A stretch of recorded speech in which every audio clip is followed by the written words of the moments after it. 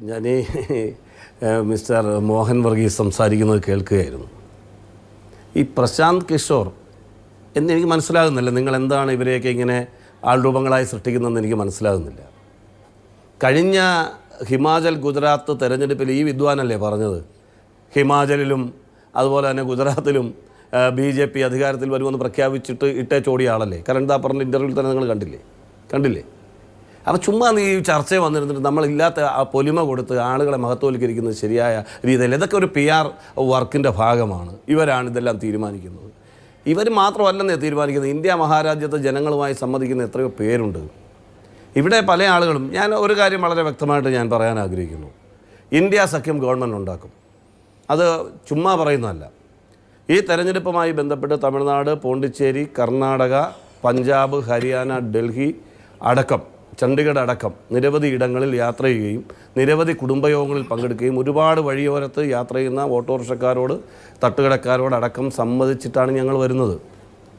അപ്പോൾ അങ്ങനെ നിൽക്കുന്ന നമ്മളെ സംബന്ധിച്ചിടത്തോളം ഞങ്ങൾക്ക് ലീഡർഷിപ്പിന്, ഞാനല്ലല്ലോ ലീഡർ, നാഷണൽ തലത്തിൽ നിൽക്കുന്ന ദേശീയ തലത്തിൽ നേതാക്കൾ നിരവധി പേരുണ്ടല്ലോ ഇന്ത്യ സഖ്യത്തിന്.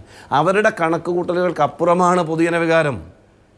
തുറന്ന് ഞാൻ പറയുകയാണ്, ഇന്ത്യൻ നാഷണൽ കോൺഗ്രസിൻ്റെയും ഇന്ത്യ സഖ്യത്തിൻ്റെയും നേതാക്കളുടെ കണക്കുകൂട്ടലുകൾക്ക് അപ്പുറത്താണ് പൊതുജനവികാരം. ഇവരുടെ സ്ട്രാറ്റജി എന്താ? ഇപ്പോൾ ഇവർ പറഞ്ഞ ആൾ തന്നെ പറയാം. 400 എന്ന് പറയുന്ന സംഖ്യ, ഇതാരെ ഈ 400 എന്ന് പറയുന്നത് സൃഷ്ടിക്കുന്നത്? പ്രധാനമന്ത്രി ഒരു വാക്ക് പറയുമ്പോഴത്തേക്ക് ഇതിൻ്റെ പുറകെ നമ്മളങ്ങ് കൂടെ 400 പേർക്ക് കിട്ടുമെന്നും പറഞ്ഞ് പോവുകയാണ്. ആ 400 പറഞ്ഞിട്ട് അതിൻ്റെ ചുവട് പിടിച്ച് ചർച്ചയാണ്. 400-ലെത്തുമോ? 400-ലെത്തുകയില്ലേ? ഇതാണ് ചർച്ച. ഇത് BJP ഒരുക്കുന്ന കൃത്യമായ കെണിയല്ലേ? അപ്പം ഒരു ഘട്ടം കഴിഞ്ഞു, നല്ല ഒരു പ്രോഗ്രസ് ഇന്ത്യ സഖ്യത്തിന് ഉണ്ടാകുന്നു എന്നറിയുമ്പോൾ ഒരു സുപ്രഭാതത്തിൽ പ്രശാന്ത് കിഷോർ വന്നിട്ട് പറയും ശകലം സീറ്റ് കുറയും. അപ്പോൾ കേൾക്കുന്ന ആളുകൾ എന്ത് വിചാരിക്കും? ഇതുപോലെ ആളുകൾ വന്നിട്ട് ചർച്ച ചെയ്യുമ്പോൾ എന്ത് വിചാരിക്കും? പ്രശാന്ത് കിഷോർ വലിയ തന്ത്രജ്ഞനാണ്, അദ്ദേഹം പറഞ്ഞിരിക്കുന്നു കുറയും. അപ്പോൾ ഇവർ കൂട്ടിപ്പറഞ്ഞ് കുറച്ച് പറഞ്ഞ് എത്തിക്കാൻ ശ്രമിക്കുന്നത് എവിടെയാണ്? ഈ തെരഞ്ഞെടുപ്പിൽ ഏതെങ്കിലും രീതിയിൽ കൃത്രിമം നടത്തുന്ന അടക്കമുള്ള കാര്യങ്ങൾ ആസൂത്രണം ചെയ്ത് ഒരു 300-ലോ 305-ലോ ഇവർക്ക് എത്തിക്കാൻ സാധിച്ചാൽ ആ എത്തിക്കുന്നത് ജനങ്ങൾ വിശ്വസിക്കുന്ന ഒരു അന്തരീക്ഷം ഉണ്ടാക്കാനുള്ള പ്രൊപ്പഗണ്ടയാണ് ഈ നടക്കുന്നത്. ഇതൊക്കെ ഇന്ത്യ സഖ്യത്തിന് അറിയാം, ജനങ്ങൾക്കറിയാം. പഴയ കാലമൊന്നുമല്ല, 2019 അല്ലിത്.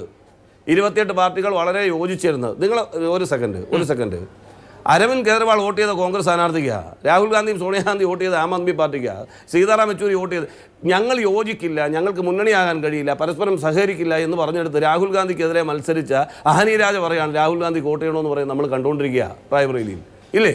അപ്പോൾ പൊളിറ്റിക്സ് നിങ്ങൾ ആദ്യം മനസ്സിലാക്കുക.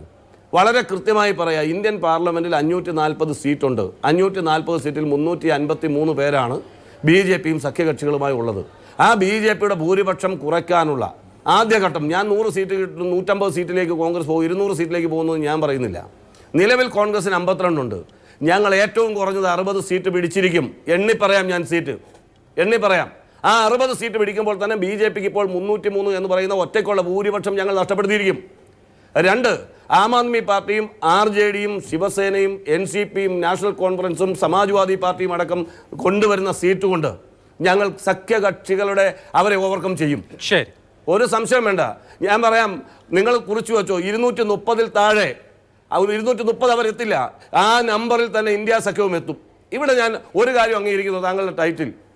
ഇവിടെ ചില കക്ഷികൾ, ഞങ്ങൾ പണ്ട് K. ചന്ദ്രശേഖർ ഇന്ത്യയുടെ പ്രധാനമന്ത്രി ആയതുപോലെ ചിലപ്പം വേറൊരാൾ പ്രധാനമന്ത്രി ആയിരുന്നിരിക്കാം, സഡൻ സർപ്രൈസ് പ്രൈം മിനിസ്റ്റേഴ്സ് വന്നിരിക്കാം.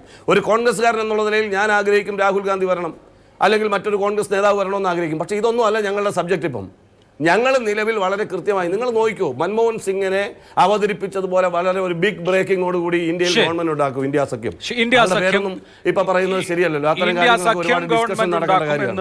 അത് വളരെ കൃത്യമായി ഇന്ത്യ സഖ്യം ഗവൺമെന്റ് ഉണ്ടാക്കിയിരിക്കും. അത് ഇന്ത്യ ഒരു വരി കൂടി ഇന്ത്യ സഖ്യം എന്ന് പറഞ്ഞാൽ ഇന്ത്യ സഖ്യത്തിലെ 28 പാർട്ടികൾ മാത്രമല്ല.